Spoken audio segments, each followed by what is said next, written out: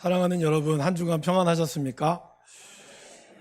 말씀을 준비하면서 예전에 신대원을 다닐 때 목사님께서 하신 말씀이 생각이 났습니다.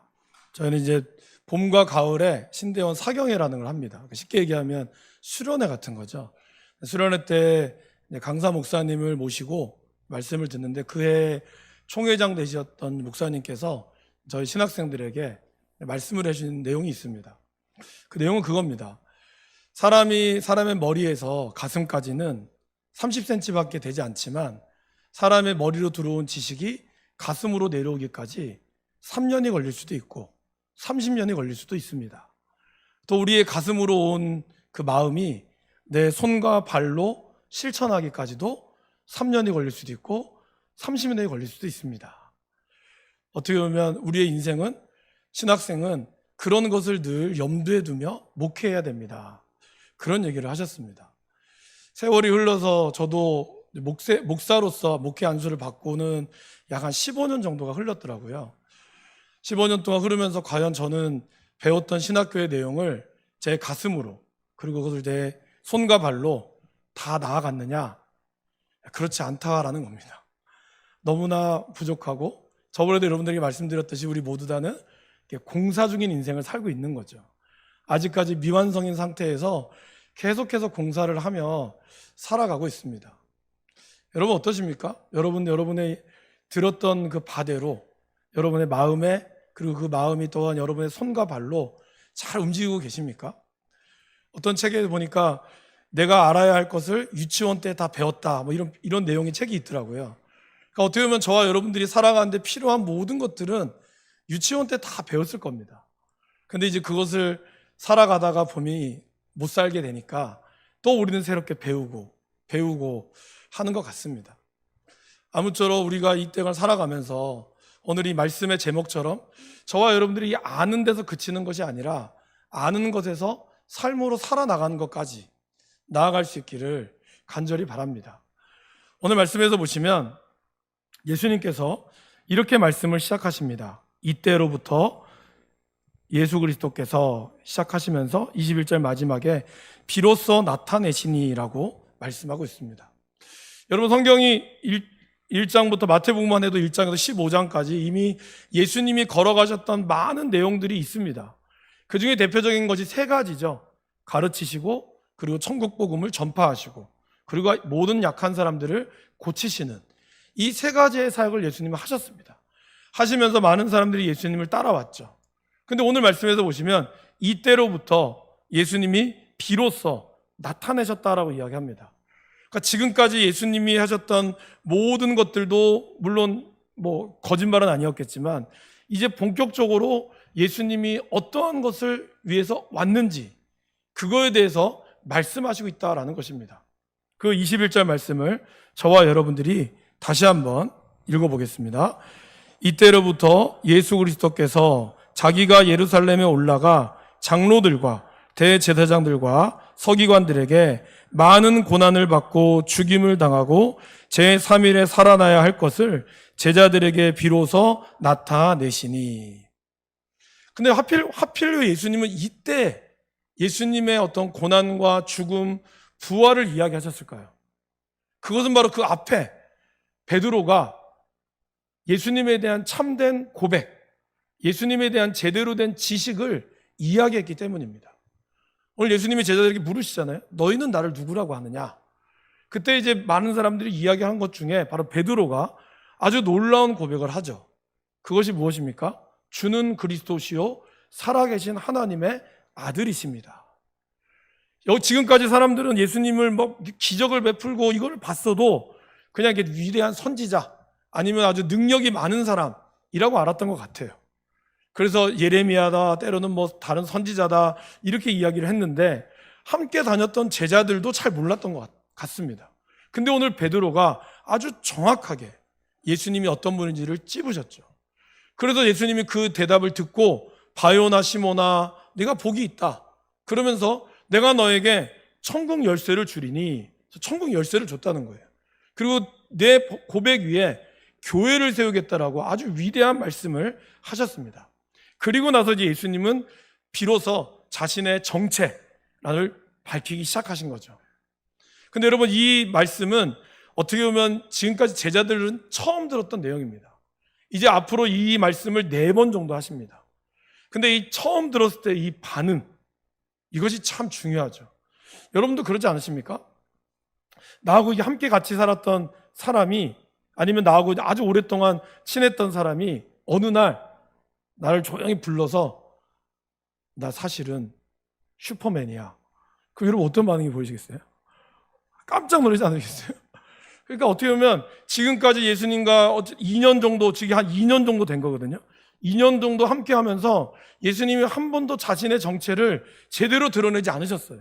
물론 뭐 기적도 베풀고 하니까 사람들이, 제자들도 너무 신기했겠죠. 아, 이분은 뭔가 다르다. 그런데 이제 예수님이 진짜 자신의 정체를 나타내는 거예요. 근데 이 정체를 이야기한 것도 놀랍지만 정체가 드러나는 이 내용이 너무 충격적인 거죠. 이게 뭘까요? 죽음, 고난, 이거라는 거예요. 거기다가 말도 안 되는 부활. 그러니까 이거를 들은 반응, 그것도 가장 수혜자인 첫 번째 반응이 어떠했을까요? 이 반응을 제가 좀 말씀으로 각색을 해보면 이렇습니다. 22절 말씀입니다. 주님, 절대 안 됩니다. 용납할 수 없습니다. 내가 당신에게 이 일이 절대로 일어나지 않도록 내가 막겠습니다. 내가 하겠습니다. 그렇게 내가 해줄게요. 그러니까 이렇게 되면 안 됩니다. 예수님을 거의 멱살을 잡고 옆으로 끌고 간 거예요. 영어 그렇게 나오거든요. 옆으로 돌려서 옆으로, 사이드로, 그래서 항변했다, 꾸짖었다라는 표현이 나옵니다. 거부하는 거죠. 예수님의 이 대답을 거부하는 거예요. 근데 그때 예수님께서 베드로를 돌아보시며 일말의 주저함 없이 말씀하십니다. 뭐라고 말씀하셨죠? 사단아, 내 뒤로 물러가라. 너는 나를 넘어지게 하는 자로다. 내가 하나님의 일을 생각하지 아니하고 도리어 사람의 일을 생각하는도다. 그러면서 이 뒤에 말씀을 하셨는데, 제가 다음 주에 24절에서 28절까지 말씀을 하고 오늘은 21절에서 23절의 말씀을 함께 나누기를 원합니다. 예수님을 제대로 인식했던 베드로, 주가 그리스도시와 살아계신 하나님의 아들이시라는 것을 제대로 고백했던 이 베드로에게 왜 이 베드로는 먼저 예수님을 이렇게 강력하게 말렸을까요? 그리고 그렇게 말린 예수님은 왜 베드로를 보면서 한순간의 망설임도 없이 사단아, 내 뒤로 물러가라라고 하셨을까요? 그리고 이 발언이 왜 하나님의 일이라고 얘기하지 않고 사람의 일이라고 이야기했을까요? 자, 여러분들이 사랑하는 사람이 누군가 다칠 것 같으면 내가 너무 아끼니까 내가 당신을 맡겠습니다. 그런 일 생기지 않도록 내가 할게요. 여러분 그러지 않겠습니까? 그런데 예수님은 오히려 도리어 꾸짖었다는 거예요. 이 말씀이 의미하는 바가 뭘까요? 먼저 우리는 하나님의 은혜가 충만할수록 사단의 공격도 강력해질 것을 잊지 말아야 합니다. 여러분 몇 주 전에 이제 오후 예배 때 탁재일 교수님, 이단에 대한 전문가시죠. 그 목사님이 오셔가지고 저희들에게 강의를 해주셨습니다. 한번 강의 들으신 분들은 혹시 기억이 나실 텐데, 목사님이 그런 얘기를 하셨죠. 여러분, 언제 이단이 제일 부흥하는지 아십니까? 그런 질문을 던지셨어요. 그때 여러분 그 질문의 대답이 기억이 나십니까? 그때 교수님이 그러셨어요. 교회가 부흥할 때 이단도 부흥한다 그랬어요. 여러분 참 이상하죠? 교회가 막 성령으로 충만하면 이단들은 은매 기주고 해야 되잖아요.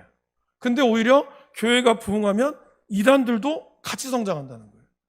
이런 아이러니한 일들이 일어나는데, 사실 이것을 보면, 오늘 이 마태복음을 보면 이해가 되는 거예요. 오늘 베드로는 성령이 충만하여서, 아마 예수님이 얘기하잖아요. 이를 내게 알게 하는 이는 혈육이 아니요 하늘에 계신 내 아버지시라고. 네가 이렇게 고백할 수 있는 이유는 너의 힘으로는 아닐 것이다. 성령이 너와 함께 했고 하늘 아버지가 너에게 알려주셨을 것이다. 그 말은 뭘까요? 베드로가 성령이 충만했다는 뜻이죠. 그런데 성령이 충만한 동시에 그 안에 있는 또한 교만함이 하나님의 아들인 예수 그리스도를 오히려 사단의 일로 몰아버리게 되는 그런 일이 일어났다라는 것입니다. 여러분, 기독교 역사와 아주 가깝게는 우리 교회의 역사, 평화교회뿐만 아니라 제가 저희 모교회도 그랬지만 모든 교회의 역사들 중에서 언제 사단의 시험이 많이 들어가고 언제 교회가 분열될 위기에 처해 있을까요? 교회가 돈이 많을 때, 교회가 돈이 많다는 건 뭐죠? 사람의 성도들이 많을 때. 교회가 부흥하고 뭔가 으쌰으쌰하는 분위기에서 자 이제 건축합시다. 다 이제 뭐 합시다. 그렇게 하려고 할 때 역설적으로 사단도 그때를 노린다는 거예요. 왜 그럴까요? 사단이 위협받고 있기 때문입니다. 여러분 누군가 자기를 위협하려고 할 때 당연히 방어 기제가 생기지 않겠습니까? 사단도 그랬다는 거예요. 이러한 놀라운 고백 앞에 그래서 교회가 부흥할수록 사단은 그러한 위협을 느끼기 때문이다라는 것입니다. 그래서 교회들의 어려움은 바로 교회가 뭔가 풍성해질 때 생긴다라는 것입니다. 그때 우리가 교회가 부흥했으니까 기도도 좀 덜하게 되고 말씀도 좀 덜 보게 되고 뭔가 우리 안에 그런 마음들이 복음을 전하지 않게 되면 어떤 일이 일어날까요? 아무 일도 일어나지 않습니다. 왜 그런지 아세요? 사단이 우리를 건드리지 않습니다. 왜 안 건드리는지 아세요? 안 건드려도 이럴 때는 알아서 망하기 때문이에요.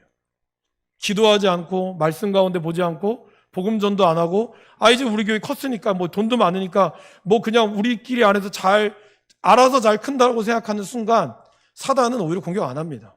왜냐하면 알아서 죽거든요. 거기서 문제가 생기는 거예요. 거기서 사람의 생각이 들어가고 거기서 인간의 생각이 들어가고 그러면서 기도하지 않고 그러면서 무너지게 되는 거예요. 사단이 뭐 강력하게 역사한다? 사단은 압니다. 그럴 필요가 없다는 거 알아요. 오히려 교회가 더 뜨겁게 기도할 때 우리가 더 말씀 가운데 살려고 발버둥 칠 때 어떤 일이 발생할까요? 우리 가운데 고난이 오고 우리 가운데 위협이 온다는 거예요. 여러분 이거를 누구보다 잘 경험했던 사도 베드로는 베드로전서 5장 7절에 이렇게 이야기하죠. 5장 8절에 너희 대적 마귀가 우는 사자처럼 두루 다니며 삼킬 자를 찾나니. 계속 찾아다니는 거예요. 우리들은 한 번 이기면 끝나는 것 같지만 사단은 절대로 포기하지 않습니다. 늘 우리들을 연약하게 만들어 가는 거죠. 사단이라고 표현하니까 조금 어려울 수 있지만 사실 이걸 안 믿는 사람들은 뭐라 그러죠? 마음이라고 표현하죠. 여러분 늘 우리의 마음이 싸우잖아요. 저와 여러분들이 하루에도 몇 번씩 정말 전 뒤집듯이 우리의 마음은 왔다 갔다 하는 겁니다. 그런 마음들이 있다라는 거죠. 그러게 여러분 우리가 신앙생활을 열심히 하려고 할 때 그리고 말씀대로 오히려 살려고 할 때 갑작스럽게 오는 일들 갑자기 어려움이 생긴다거나 갑자기 아픔이 생긴다거나 사실 그런 일이 있거든요. 안 믿는 분들이 다시 예수님을 믿으려고 할 때 집안에 우환이 생긴다거나 그런 일이 있어요. 모든 집안이 다 그런 건 아니지만 그런 일들이 생길 때가 있더라고요.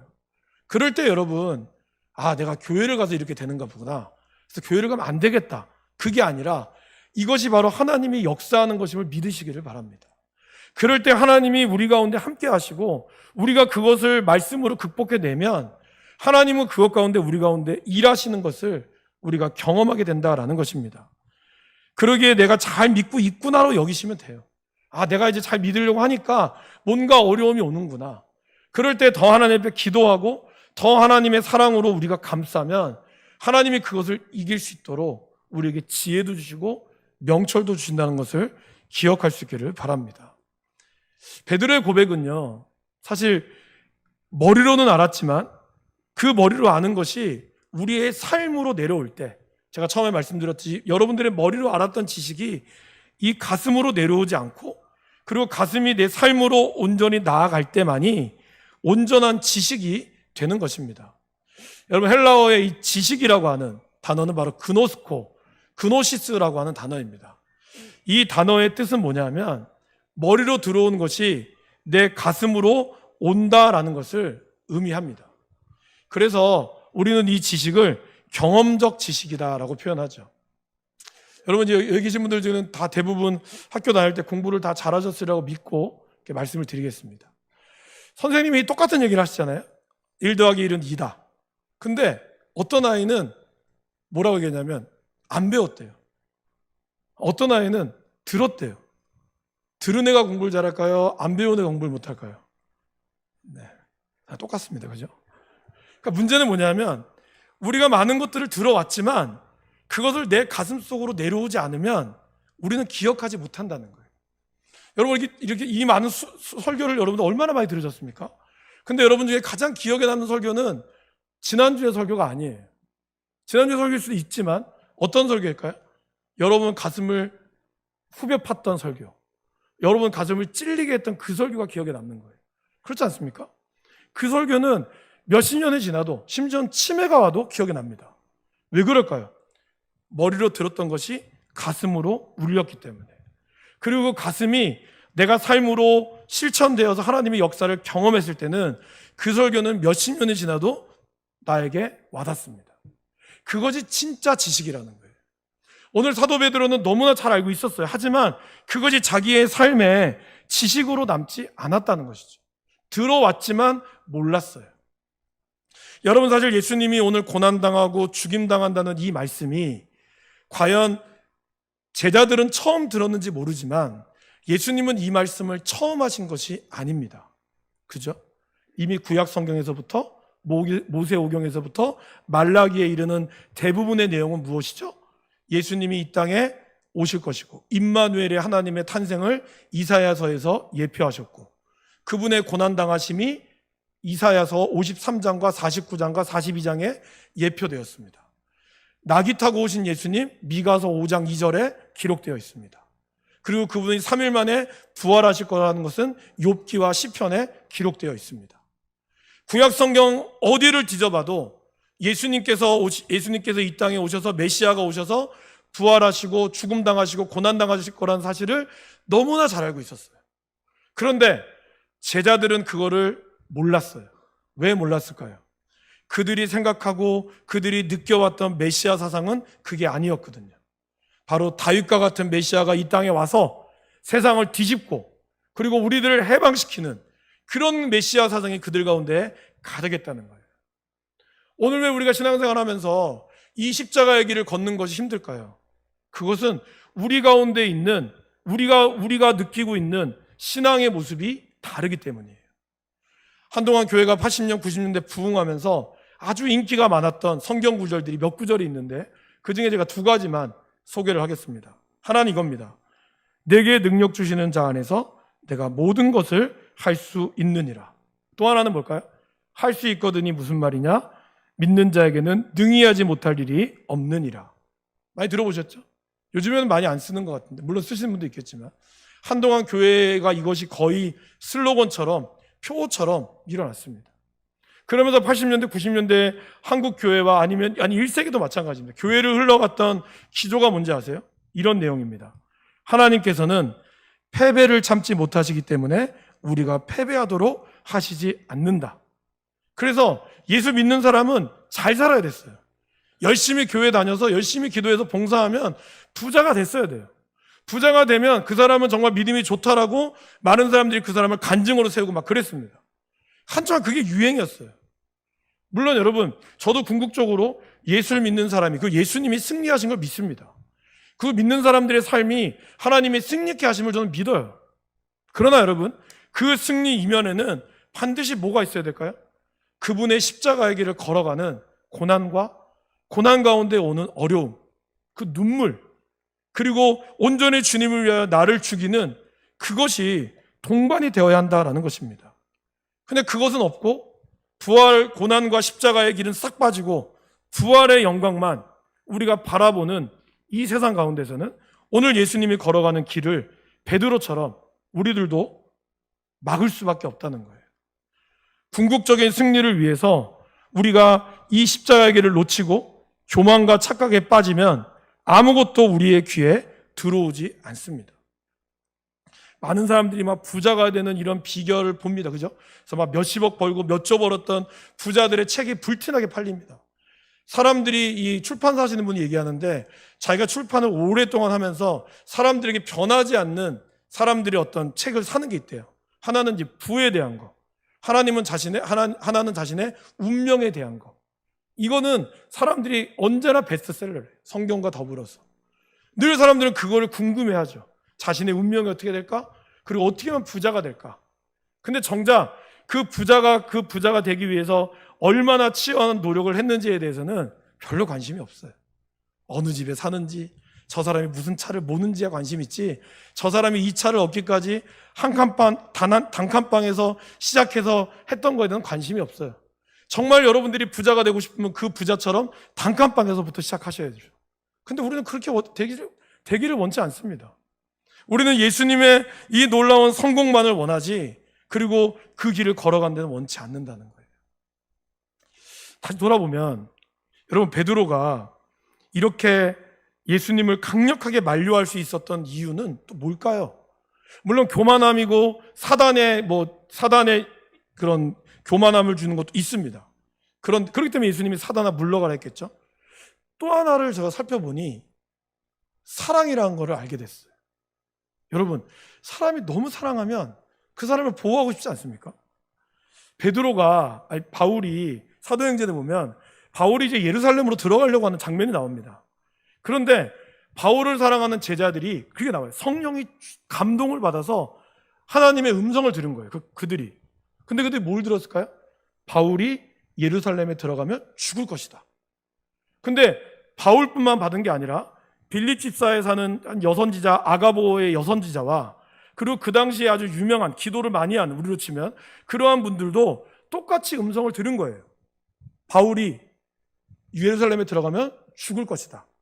그러면 그들은 어떻게 할까요? 내가 기도해 보니까 죽을 거라고 들었습니다. 가지 마세요. 만류한 거죠. 여러분 같으면 그러지 않으시겠어요? 사랑하니까, 아끼니까. 여러분, 지금 우리의 부모님들 어떠십니까? 아이 하나 두신 부모님들 어때요? 아이가 너무 소중하죠. 너무 귀하죠. 맞습니다. 저희도 두 아이지만 또 너무 귀해요.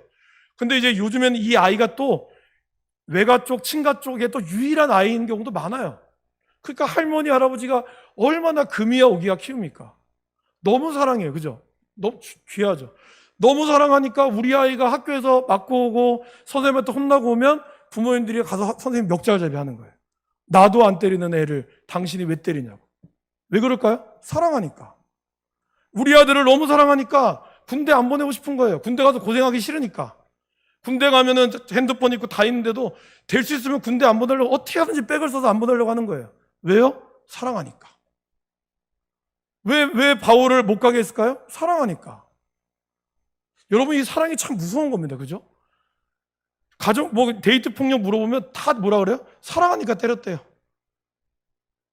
여러분, 어떻습니까? 오늘 우리가 이 사랑이라는 이름으로, 베드로도 예수님 너무 사랑했을 거예요. 그래서 정말 베드로는 예수님이 이렇게 되면 안 되는 거 아마 그의 마음에 있었을 거예요.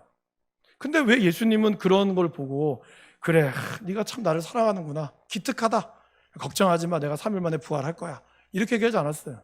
단호하게 얘기했어요. 사단아, 내 뒤로 물러가라. 내가 너를 넘어지게 한다고. 여러분, 어떠십니까? 우리가 정말 하나님을 사랑하고 내 자녀를 사랑하고 그리고 나는 내 이웃을 사랑합니다. 근데 사랑하기 때문에 우리가 하나님께서 우리에게 주신 사명을 놓칠 때가 있다는 거예요. 바울이 뭐라 그런지 아세요? 나를 괴롭게 하지 말라 그랬어요. 나도 압니다. 나도 예루살렘에 들어가는 거면 죽는 거 압니다. 그렇지만 이것이 나의 사명입니다. 나는 이 사명을 따라 순종해야 됩니다. 제가 참 아이러니한 거는 그겁니다. 어떤 분들이 선교사로 간다 그러면 막 축복해줘요. 근데 내 자식이 선교사 간다 그러면 말려요. 많은 사람들이 목회자에게 귀하다는 거 얘기해요. 내 자식이 목회자 되려고 그러면 말려요. 내 흙이 들어가도 안 된다고. 흙을 확 뿌려버리든지 해야지. 왜 우리는 이 사랑이 왜 이렇게 될까요, 여러분? 왜 우리의 사랑이 이렇게 바뀔까요? 우리 이걸 고민해야 한다는 거예요. 여러분, 아무리 사랑한다 할지라도 정말 자녀를 사랑한다면 자녀가 그 고난의 길을 걸어갈 수 있도록 우리는 길을 열어줘야죠. 왜? 그게 진짜 자녀를 위한 길이니까. 잠언에는 얘기하죠. 매를 드는 거를 안 하면 그 아이의 영혼이 죽어진다고. 히브리서에 보면 그렇게 얘기합니다. 아이들을 징계하지 않으면 그 아들은 사생자라고. 내 배에서 난 아이가 아니란 뜻이죠. 오히려 징계가 잠깐은 괴로우나 나중에 그로부터 의와 평강과 희락의 열매를 맺게 된다고. 여러분, 우리가 하나님이 우리를 사랑하는 그 사랑은 여러분들이 자녀를 사랑하는 것보다 더 큽니다. 근데 우리가 내 사랑으로 자녀를 키우려고 하니까 우리가 하나님의 앞길을 막는 것이죠. 그런 얘기 들어보셨죠? 스티브 잡스나 유명한 이런 IT를 만드는 회사의 그 회장들, 그 개발자들은 정작 자기 자녀들한테는 아이패드나 아이폰, 핸드폰 안 준다는 거 들어보셨죠? 그렇게 사람들한테 다 팔아놓고 정작 자기 자신한테는 컴퓨터도 못 건드리게 합니다. 손으로 글씨 쓰게 하고요. 그 다음에 고전 책 보게 합니다. 왜 그럴까요? 불필요한 얘기가 아닙니다. 그러나 무엇이 중요한지를 이들은 개발하면서도 아는 거예요. 왜 우리가 주님이 우리에게 십자가의 길을 걸어가라고 할까요? 힘들죠. 주님이 여러분들이 힘든 길을 모를까요? 그러나 주님이 우리를 걸어가라고 한 이유, 주님이 이 길을 걸어가야 되는 이유는 바로 이 길이 생명의 길이기 때문이라는 것입니다. 그러게 사랑하는 여러분, 이 십자가의 길을 걸어가는 것을, 주님의 길을 우리가 막지 마시기를 바랍니다. 주님이 여러분들에게 십자가의 길을 걸어가라고 하는 그 길을 여러분들이 사랑한다는 이유로, 여러분들의 뜻이라는 이유로 막지 않으셔야 돼요. 하나님의 그 길들을 우리는 온전히 순종함으로 나아가는 것이 중요합니다. 그래서 우리가 머리로 아는 것이 우리의 삶으로 내려오는 그것이 있을 때 저와 여러분들이 진짜 하나님의 능력을 우리 가운데 경험하게 될 줄 믿습니다. 사랑하는 여러분, 많은 걸 들었잖아요. 이 설교 아마 교회 몇십 년 다니신 분들은 몇백 번을 들었을걸요. 십자가의 길 모르는 사람 어디 있습니까? 중요한 건 그겁니다. 그 십자가의 길을 우리가 걸어가고 있습니까? 그 길을 우리가 걸어가면서 우리는 과연 이야기를 나누고 있습니까? 아니면 그냥 십자가의 길을 나 알아. 나 십자가에도 몇 번이나 들었어. 주님의 고난 3일 만에 부활하셨잖아. 다 알아. 교회 안 다니는 분도 성경책 엄청나게 읽으신 분은요, 저보다 더 많이 아십니다. 중요한 건 그겁니다. 그 길을 아는 것에서 살아가고 있습니까? 그 살아감으로 나아갈 때 이 길이 진짜 생명의 길이 되는 것을 믿으시기를 간절히 바랍니다. 기도하겠습니다.